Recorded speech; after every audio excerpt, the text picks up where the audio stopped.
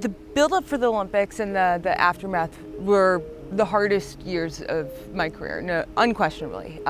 We underestimate the importance of giving athletes mental health resources. I'm very fortunate in that I've worked with mental health professionals for years. So I've been able to come up with some skill set, but nobody has ever taught me how to balance being an elite athlete with depression. I couldn't find, and trust me, I was scouring, you know, how do you balance being a world-class athlete with something like this? When I popped through the other side of an extremely difficult period last year, I realized that, you know, if I can provide some sort of firsthand knowledge about how I've been able to be an elite athlete and balance this, hopefully, you know, I'm able to lend my voice to the bigger community trying to speak out about this and try to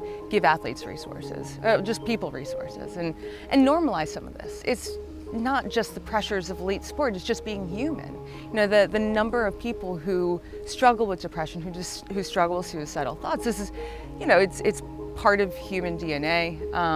You know, one of the hardest things for me was I always had this perception that the athletes, the two were incompatible. You know, it was a sign of weakness.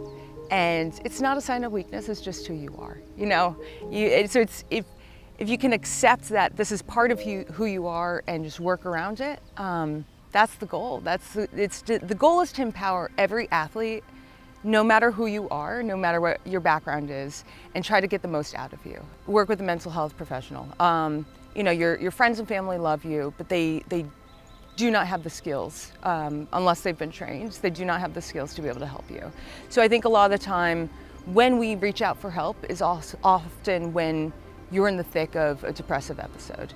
And really, you want to be able to build the skills when you're a bit healthier, when things are going well, because then you're better able to cope when things don't go well. You know, just because things are great in your life doesn't mean that a few months from now, all of a sudden, you're looking at the world and you don't have rose-tinted glasses anymore. It's just, it hits you hard. But if you don't have the skill set to be able to cope, it can lead you to some really dark places. And, you know, having those things built up in advance to be able to, it's like a safety net to catch you when things are starting to, when you're starting to lose your balance a bit.